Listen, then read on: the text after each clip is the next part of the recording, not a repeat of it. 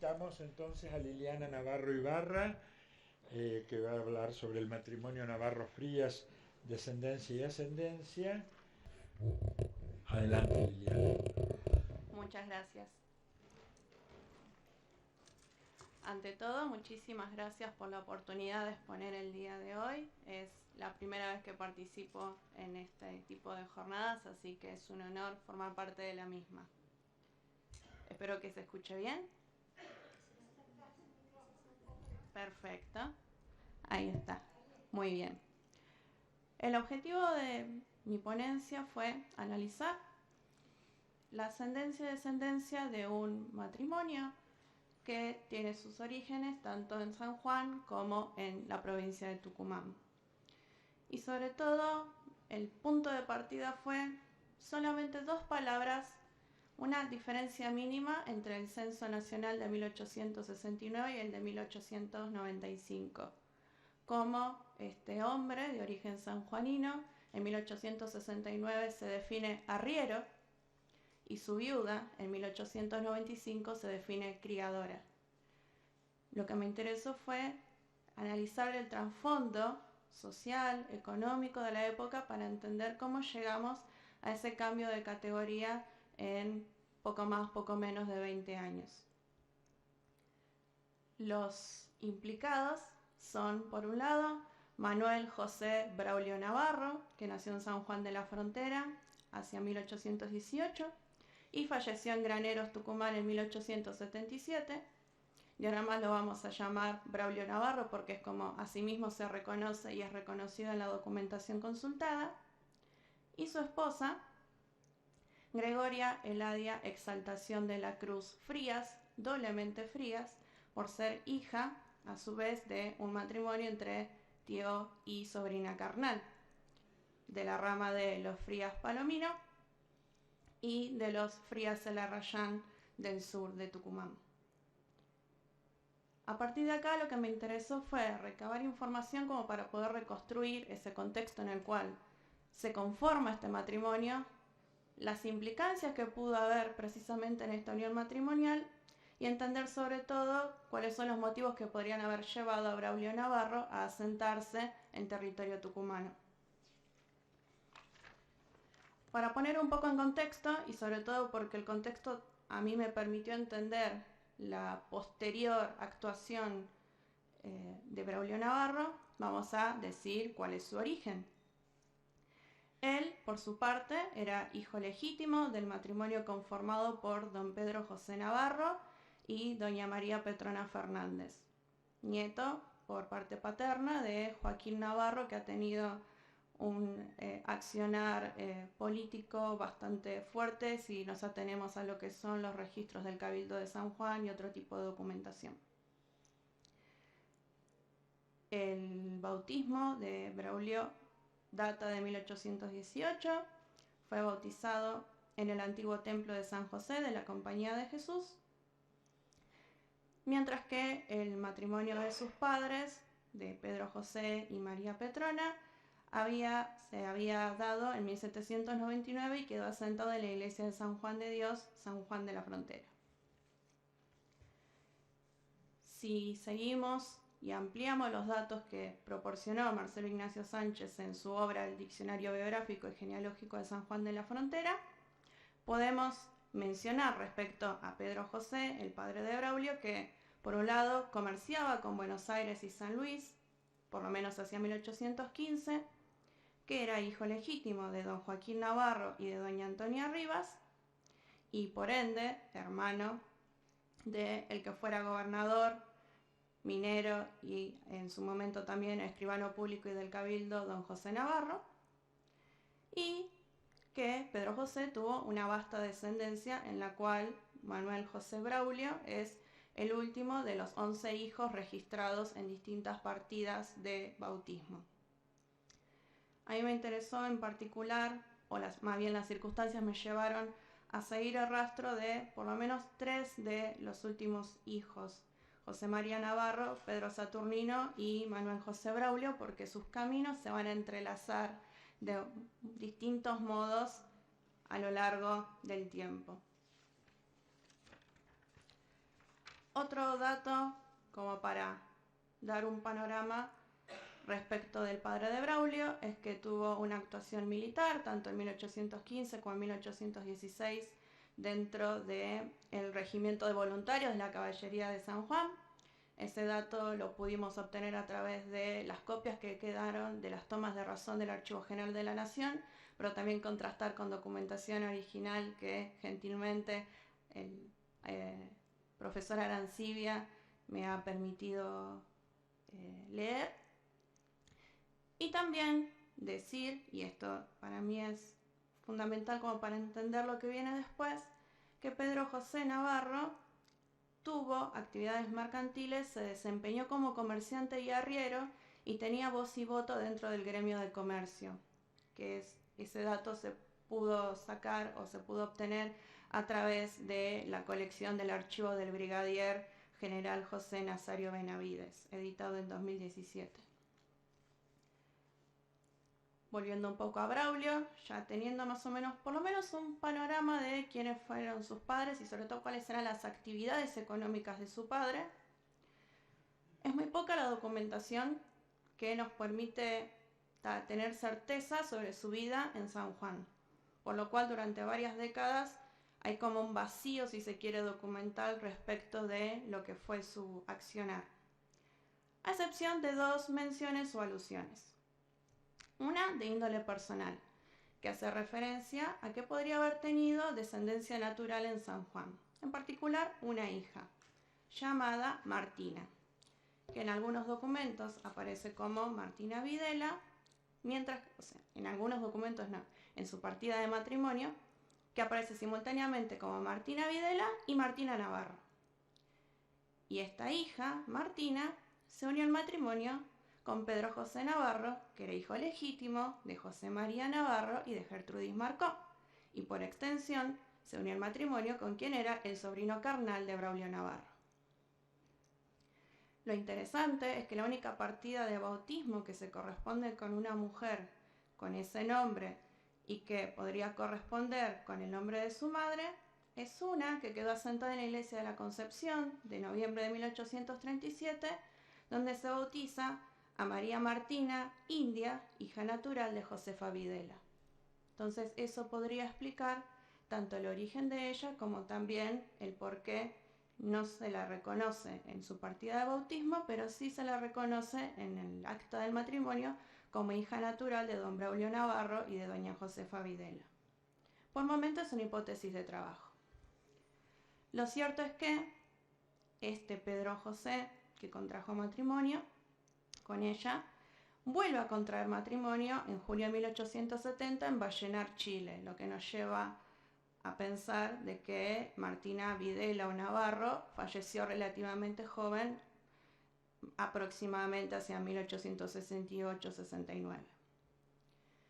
La otra mención que se hace a don Braulio Navarro es una en relación a lo que fue la Revolución de los Colorados entre noviembre de 1866 y abril de 1867, donde se sigue una querella contra el entonces gobernador de la provincia, José Ignacio Flores, que también había sido un comerciante bastante reconocido y que también había tenido tratos con el padre de Braulio. Cuestión que se sigue una querella contra el gobernador y a raíz de las varias personas que se lo citan a declarar, uno de ellos menciona José Ignacio Oro, de 30 años labrador, declaró que le constaba la compra hecha a don Braulio Navarro a que se refiere la partida relativa y que era cierta la partida de la que fue vendedor el declarante, lo que nos podría llevar a pensar de que Braulio estuvo involucrado de un modo u otro en este momento bastante turbulento de la historia provincial sanjuanina. Lo cierto es que empieza a aparecer con muchísima más frecuencia en archivos y documentos que tienen que ver con la provincia de Tucumán. Y es acá donde podemos mencionar, por ejemplo, su partida de matrimonio. Matrimonio que se efectuó a la distancia, ya que se hizo mediante un poder otorgado al abogado don Luis Leiva, y ese enlace fue habilitado por el obispo de la diócesis de Salta, Fray Buenaventura Rizo Patrón. mientras que quedó asentado en la iglesia parroquial de la Inmaculada Concepción de Graneros. Entonces, por medio de este documento, podemos entender, o por lo menos acceder a el momento de su casamiento, lo cual no significa que ese haya sido el primer contacto que tuvo con la provincia, porque ella tenía hijos con Eladia al momento de contraer matrimonio. Por lo menos 3, en función de la documentación relevada. 1, José Manuel, el primogénito, nacido hacia 1855 y bautizado en 1858 con el apellido materno, figura como José Manuel Frías. Enrique, que nació hacia 1858, y Julio, que nació hacia 1869 y fue bautizado en 1884 ya con el apellido Navarro. De Enrique no disponemos datos. Lo interesante es que, siguiendo lo que son la documentación de los censos y también distintos registros parroquiales, podríamos sumar 2 mujeres más a este panorama familiar. Una de ellas es Petrona Navarro y la otra es Josefa. Tiendo a pensar que lo que une a estas mujeres con el matrimonio Navarro Frías son más bien lazos biológicos, incluso parentesco o de crianza. No estoy segura, es una hipótesis de trabajo, pero tendería a creer que son incluso hijas de uno de los hermanos de Braulio que se asienta en Angaco, ya que Petrona Navarro figura en el censo 1869 en Angaco y no tenemos ninguna otra referencia a una Petrona Navarro en Graneros, Tucumán para esta misma época, entonces se podría pensar que si solamente aparecen a partir del censo 1895, podrían ser sobrinas de Braulio Navarro que se incorporan a este núcleo doméstico. En pocas palabras, como para sintetizar este panorama de descendencia, tenemos al primogénito de la pareja, que en este caso es José Manuel. Él se une en matrimonio con Filomena Zoraire, que era hija legítima de Eusebio Zoraire, y casualidades del destino, Eusebio Zoraire contaba con licencia para administrar bautismo y de hecho fue el que bautizó oportunamente a José Manuel. O sea que se convirtió básicamente en el suegro de ese niño que tiempo atrás al que había administrado el óleo y crisma. El segundo hijo, Enrique, contrajo nupcias con Fabriciana Coronel, que era viuda de Santiago Lobo e hija legítima de Pedro Pablo Coronel y Clementina Celarrayán. En estos ambos casos, ambos matrimonios tuvieron descendencia. Finalmente, el tercer y último hijo, Julio, permaneció soltero, siguiendo la información obtenida sobre todo a partir del censo de 1895. Entonces, ¿qué podría llevar a un arriero sanjuanino a asentarse en la provincia de Tucumán? Tengo miedo de ese cartel rojo, lo sé. Entonces, pienso en varias posibilidades que ninguna es excluyente respecto de la otra. Si uno piensa en su oficio mismo, en esa posibilidad de transhumancia que implica el arreo, esa podría ser una opción. Otra opción podría ser que la precipitación de los acontecimientos, tanto personales como políticos en su provincia natal, lo hayan llevado a establecerse definitivamente en territorio tucumano y que incluso ciertas circunstancias familiares más directas, si se quiere, hayan incidido en la elección del sitio. Pensemos en ese periodo, para mí, fundamental entre 1867, que contrae el matrimonio, y 1869, el censo nacional. Es muy probable que para ese momento haya fallecido Martina Videla Martina Navarro, su hija natural. También, para mayo del 67, fallece doña Josefa Frías, la madre de su esposa, lo cual podría haber llevado a un potencial proceso testamentario sucesorio entre los descendientes. Y si consideramos que para ese entonces doña Eladia tenía 3 hijos que no eran reconocidos o todavía no han sido reconocidos por su pareja, podríamos pensar en alguna indefección por parte de ella que haya acelerado, si se quiere, el trámite del matrimonio, ya que se dio en ausencia. Por otro lado, la documentación relevada lo ubica a Braulio Navarro fehacientemente en territorio tucumano solamente a partir de 1869, hasta el momento de su muerte y posterior entierro en 1877. Y si pensamos en lo que es el área rural del municipio de Graneros, que se ha caracterizado históricamente por un desarrollo ganadero muy fuerte, es posible que entonces ese arreo relacionado con la transhumancia, pensando en función del origen familiar de Braulio, los vínculos comerciales que estableció tanto él como su padre, su ascendencia ignaticia, eso podríamos pensarlo, por lo menos lo pienso, en función de la movilidad estructurada, que es un concepto que tomo de Claudia Briones, pensando esa circulación y el acceso diferencial a un determinado conjunto de prácticas históricas, políticamente articuladas y a un patrimonio simbólico y material. En virtud de eso, y bueno, obviamente pensando en la potencial información que podría brindar la consulta de registros catastrales, sucesorios, testamentarios, entre otros, es dable de pensar que esta información se puede ampliar a futuro y dar lugar a nuevas pautas para entender las decisiones que motivaron a este hombre y que han dado lugar a que, por ejemplo, yo esté presente el día de hoy hablándoles a ustedes. Muchas gracias. Gracias. Muchas gracias, Liliana, tanto por la exposición como por el tiempo, que realmente estuvo justo. Bueno, muchísimas gracias a todos los expositores por sus excelentes intervenciones y además por hacerme quedar bien porque hemos terminado muy a tiempo. Ahora vamos a abrir entonces un espacio de 10 minutos para preguntas y respuestas a los, creo que 5, no me acuerdo ahora, para los 5 trabajos que se han presentado. Sí, para Guillermo Collado le podés llevar el... Bueno, bien. Gracias, buenas tardes. Felicitaciones a toda la mesa. Sin desmerecer absolutamente a nadie, muy por el contrario, quiero destacar el trabajo de Liliana Navarro, que fue presentado para evaluar un módulo de introducción a los estudios genealógicos en una maestría en historia en la Universidad Nacional de San Juan.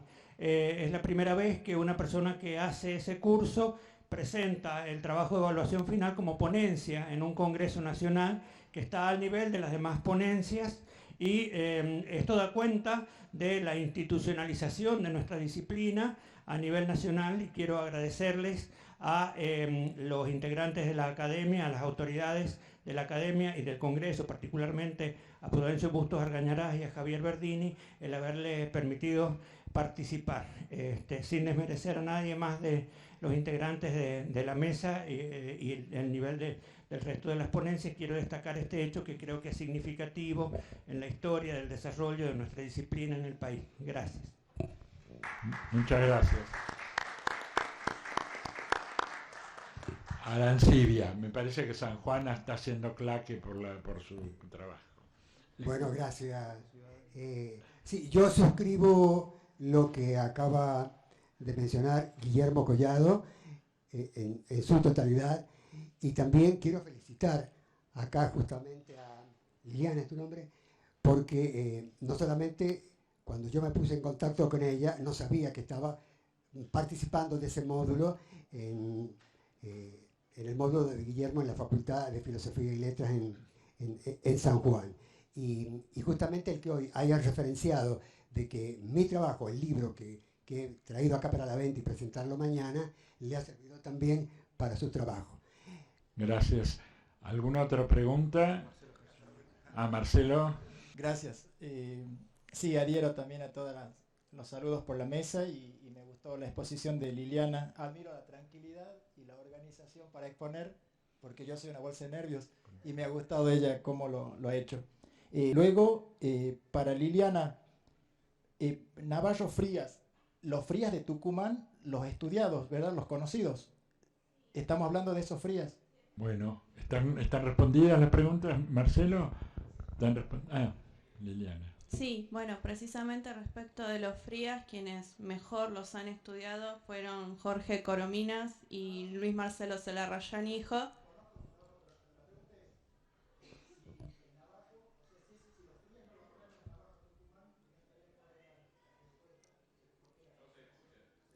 Un poquito más alto.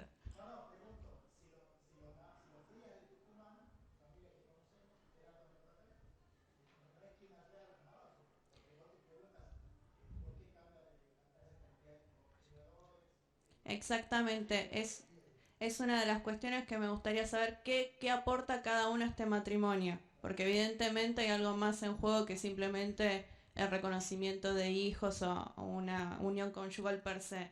Hay algo más en juego que espero que con futuras indagaciones documentales se pueda ver, bueno, qué es lo que está aportando no solamente individualmente, sino también las familias, de qué modo están interactuando.